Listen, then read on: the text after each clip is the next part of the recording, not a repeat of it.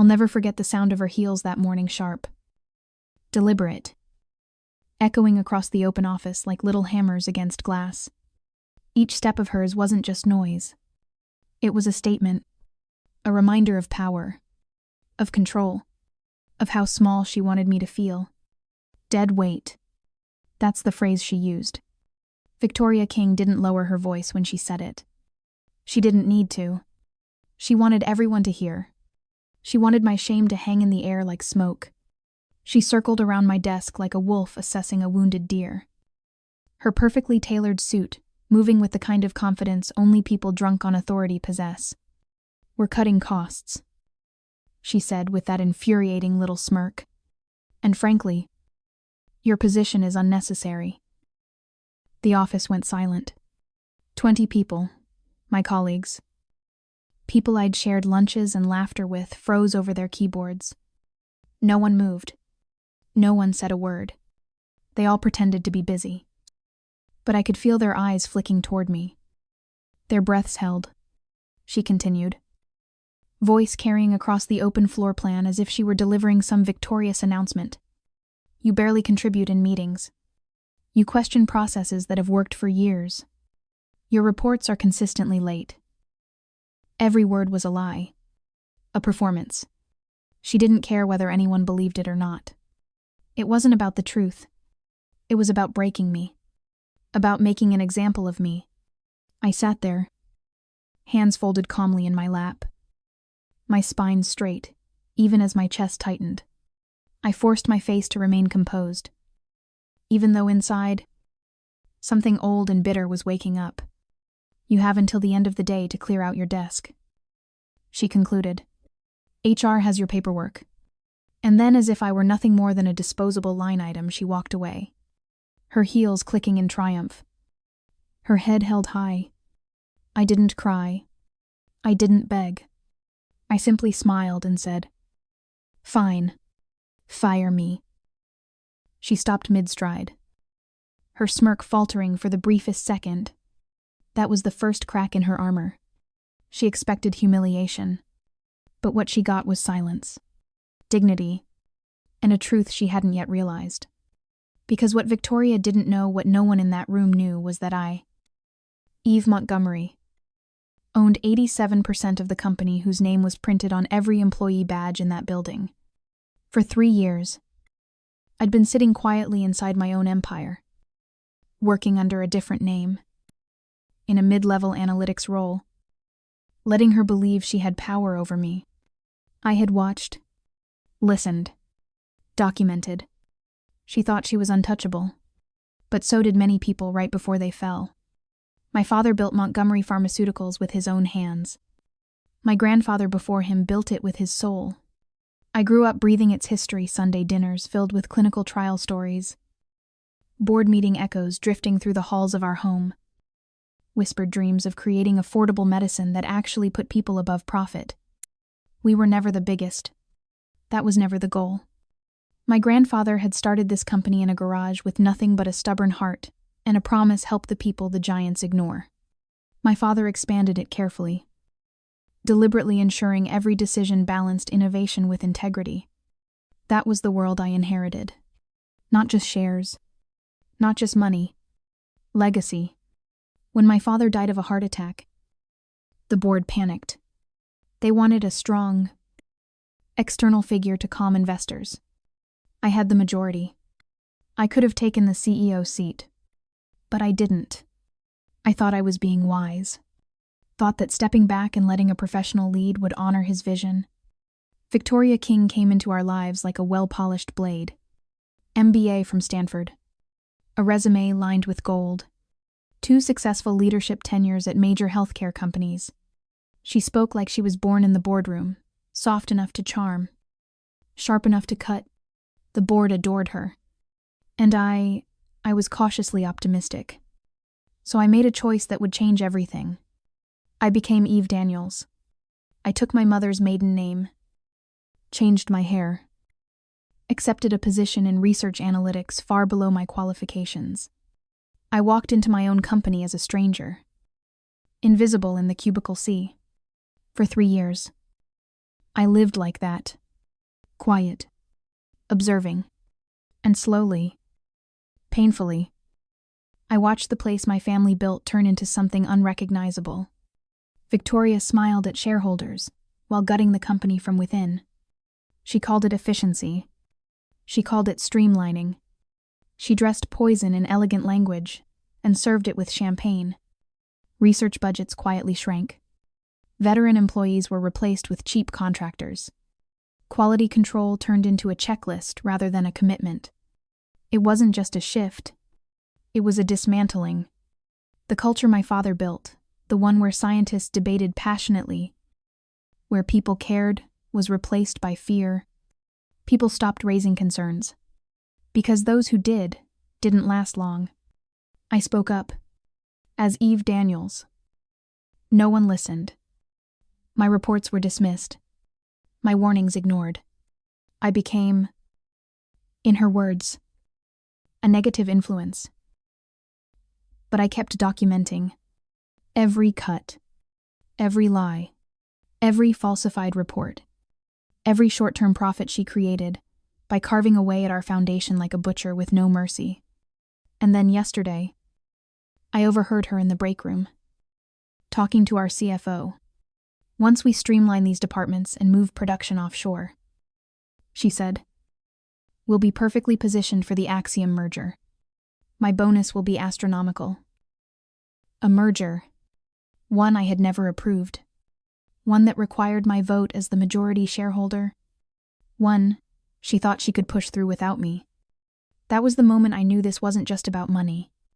This was about betrayal. The morning after she fired me, Diane from HR waited in my lobby. She looked pale, uncomfortable. Ms. Daniels, she said softly, handing me a thick envelope. Here's your separation agreement. 2 weeks' pay. A non-disparagement clause. A gag order dressed up in legal language. And, as if it were nothing, a 30-day notice to vacate my company-provided apartment. She'd thought of everything. She wanted me erased. But Diane's voice dropped lower, trembling. Victoria's outsourcing the entire research division after tomorrow's meeting. Over 100 people. Gone. And she buried 2 failed trial results to make the numbers look good. For a moment, my breath caught in my chest. She wasn't just betraying a company. She was endangering lives. Patients who trusted the name on our bottles. Scientists who poured their souls into their work. Families who relied on their paychecks. Why are you telling me this? I asked. Because it's wrong, Diane whispered. And just like that, the dam inside me cracked open. All the quiet watching. All the restraint. All the patience. It ended that morning. When Alan from Legal, one of the only 3 people who still knew who I truly was, texted me that Victoria had moved the shareholder meeting to 10000A. My heartbeat slowed into something cold and certain. I opened the contingency plan I had been building in the shadows for a year. Not a revenge plan. A preservation one. A blueprint to take back what was mine if she ever crossed a line too far. She had crossed it. As I slipped into the black suit I hadn't worn in 3 years. My hands didn't shake. They were steady. Steady like my father's had been the day he told me. Power isn't about raising your voice, Eve. It's about knowing when to stand. I looked at my reflection in the mirror no longer. Eve Daniels. The mid-level nobody. Not the woman she fired in front of 20 silent faces, but the heir, the owner, the woman who carried 3 generations of legacy on her shoulders. She had humiliated me in front of everyone. But tomorrow, she'd learn exactly who she fired. The boardroom smelled like glass and power. That was always how it felt up here, far above the floors where people like Eve Daniels used to sit. But today, I wasn't coming as Eve Daniels. Today, I was Eve Montgomery, and this was my family's company. The elevator doors slid open onto the top floor, revealing the polished hallway I hadn't walked through in years. It was surreal how quickly I slipped back into this space. My heels clicked against the marble floors just as hers had the day before. But unlike hers, my steps didn't carry cruelty. They carried purpose. Through the crack in the boardroom door, I could hear Victoria's voice smooth, confident, practiced like a speech she'd rehearsed 100 times in front of a mirror. "This is an unprecedented opportunity for growth," she declared. "The Axiom merger will position Montgomery Pharmaceuticals as an industry leader while ensuring exceptional shareholder value." My jaw clenched. It wasn't just what she said. It was how she said it, as if everything had already been decided. As if my vote, my family's legacy, the hundreds of people whose lives depended on this company, didn't matter. Someone inside asked, "What about the research division? Montgomery's reputation is built on innovation." I knew that voice. Harold Jensen, the board's oldest member and my father's closest friend. Victoria answered smoothly, like slicing butter with a hot knife. "Research can be done more cost-effectively elsewhere. We're trimming unnecessary expenses to maximize our appeal to Axiom." That was enough. I pushed the door open. 14 faces turned to me, some confused, some startled, one visibly furious. Victoria recovered fast. She always did. "I'm sorry. This is a private meeting," she said sharply. "Security will escort you out." Before she could press the phone, Harold's voice broke through. "Eve, is that you?" The room shifted. I walked forward slowly, each step deliberate.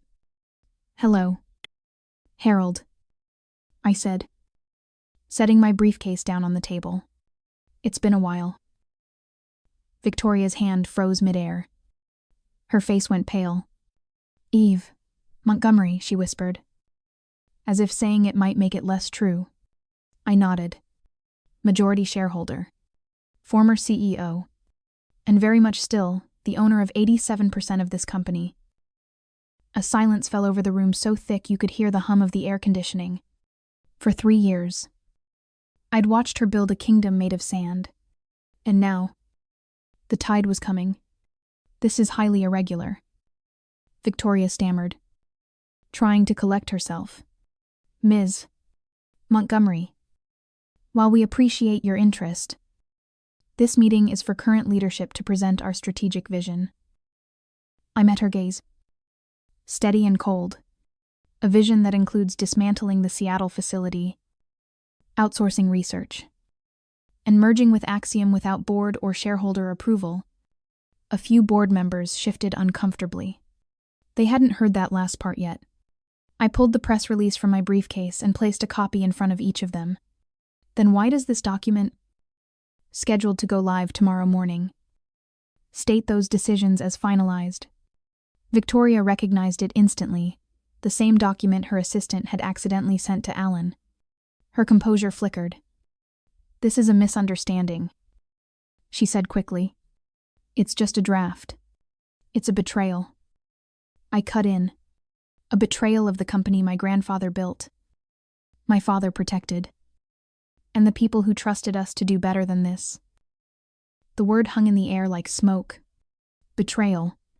Harold leaned forward, glasses low on his nose. "Eve, can you explain what's happening here?" I took a slow breath. For the past 3 years, I've been working inside Montgomery as a mid-level analyst under an assumed name. I did it to understand what was happening beneath the polished reports and investor updates. And what I found was systematic destruction of our company's foundation in the name of short-term profit. I connected my tablet to the screen.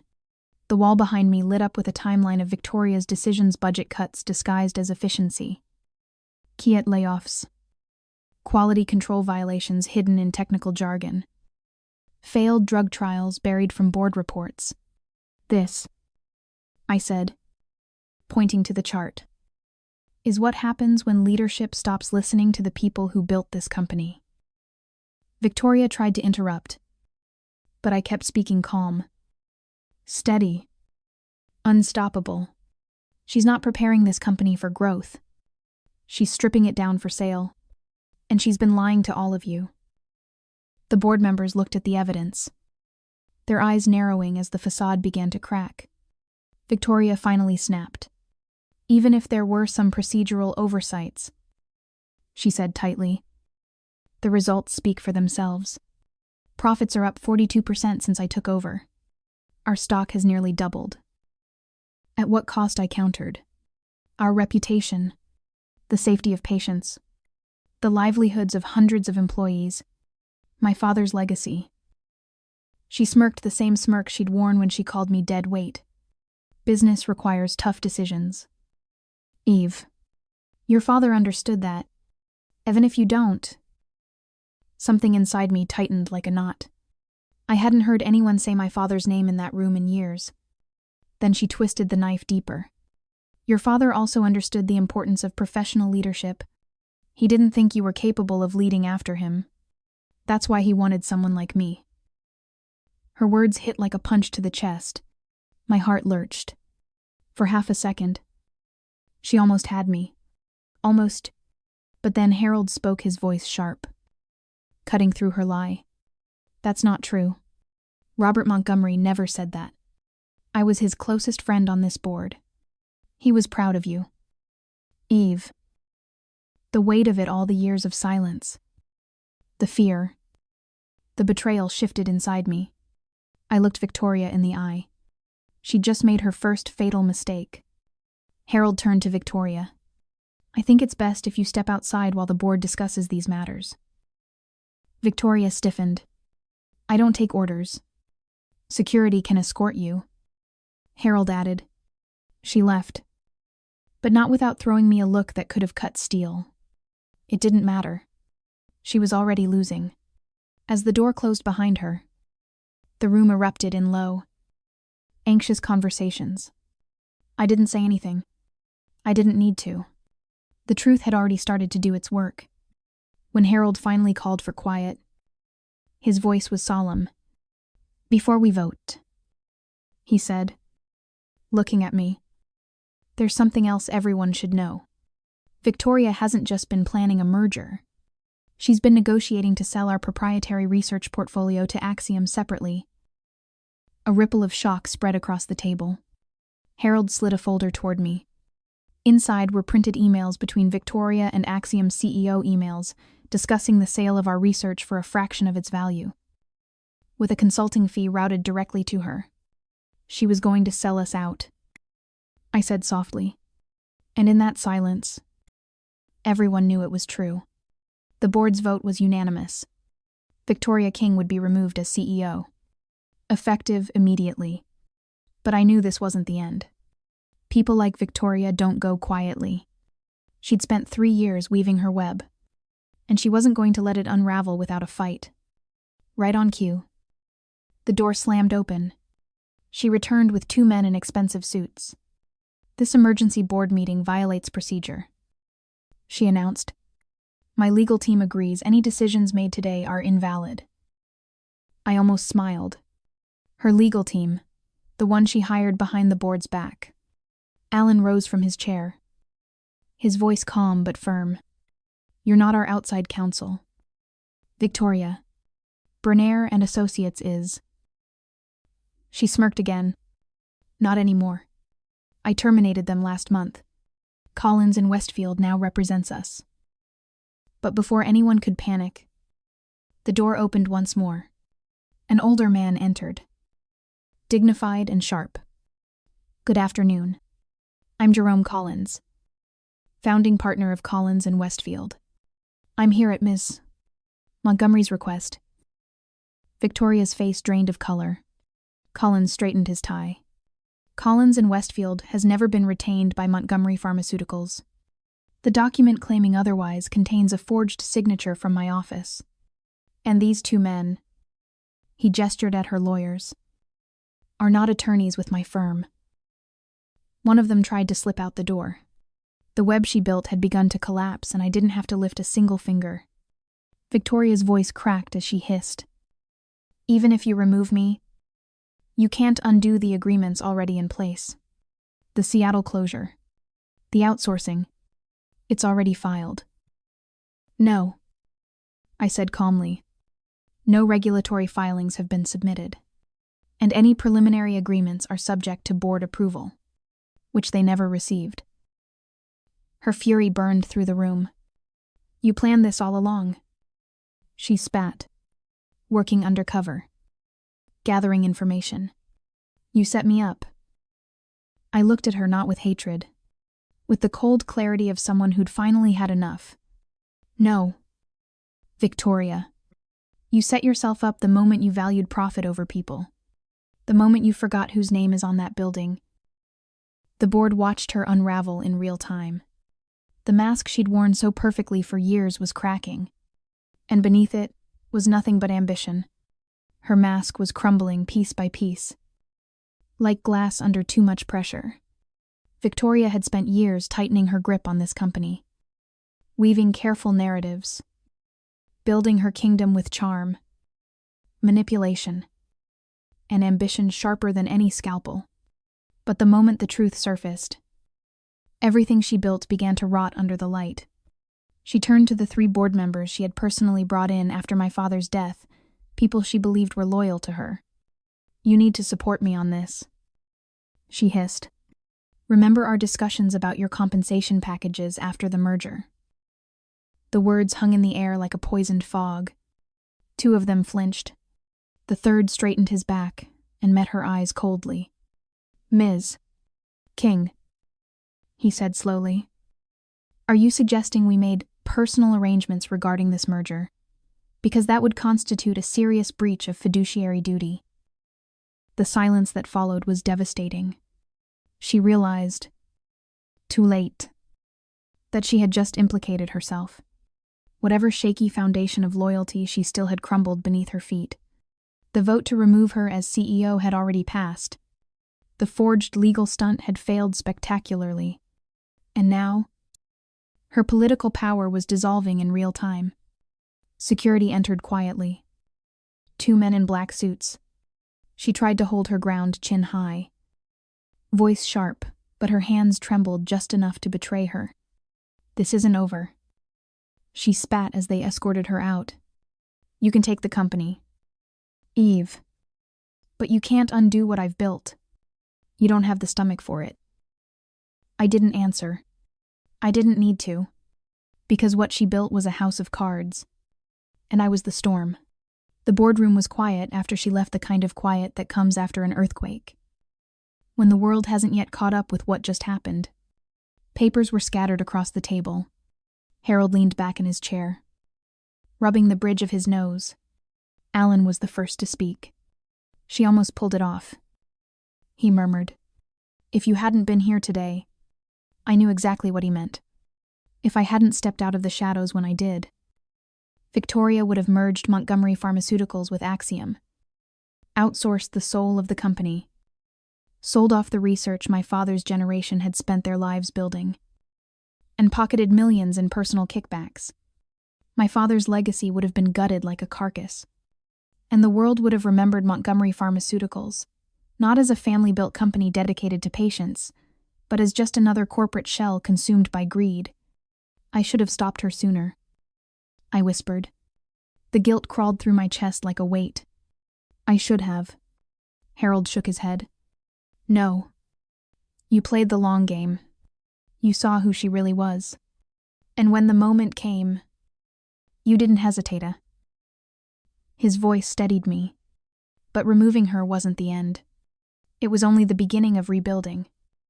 The board began rapid-fire discussions about next steps, press releases, public statements, legal strategy, employee communications. It all blurred together in a flurry of logistical noise. But beneath the paperwork and corporate protocols, I felt something heavier. This wasn't just about cleaning up a business. This was about healing a wound that had been festering for years. Victoria had taken something sacred, the trust between leadership and employees, and broken it like it meant nothing. And now, that fracture had to be mended. Slowly, carefully. The vote concluded. The board formally reinstated me as interim CEO, pending a full shareholder confirmation. But we all knew what that meant. I wasn't just interim. I was taking back what was mine. The next morning came cold and gray, with a soft Chicago rain painting the windows. I arrived 2 hours before the scheduled company-wide meeting. The auditorium downstairs filled with hundreds of employees, scientists, technicians, analysts, janitors, people who had heard whispers but no facts. I could see the worry in their faces as they filed in. People had lost sleep. Some had lost their faith in the company entirely. Yesterday, I was Eve Daniels to most of them, a quiet, mid-level nobody. Today, I stood at the podium wearing the same tailored black suit I'd worn the day my father handed me my first board packet. My heart pounded against my ribs.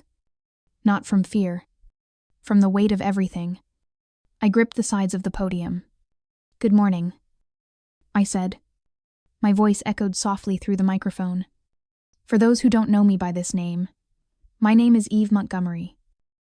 The ripple that went through the room was immediate. People who had sat beside me in the cafeteria, who'd shared late nights in the lab, who'd seen me as a colleague, not a boss. They stared with wide eyes, hands covering their mouths. "I've worked here for the past 3 years under a different name," I continued, not because I was ashamed, but because I needed to see what was happening in this company with my own eyes. I paused not for effect, but because emotion caught in my throat. When my father died, I trusted leadership to protect this company's legacy. I believed that vision would be carried forward, but it wasn't. You've seen it. You've felt it. The fear, the layoffs, the slow erosion of everything that made Montgomery what it was. A soft, bitter murmur spread across the crowd. Heads nodded. Tears welled in the eyes of people who'd lived this pain every day. "Yesterday," I said, "I was fired. Publicly. Humiliated. Called dead weight in front of this entire floor." The silence deepened. The truth was sharp now. Real. "But today," I continued, my voice steady, "the woman who fired me is gone, and we are taking this company back." A wave of emotion swept through the room, not applause. Not yet, but something deeper. A shift. Victoria King wanted to gut this company for profit.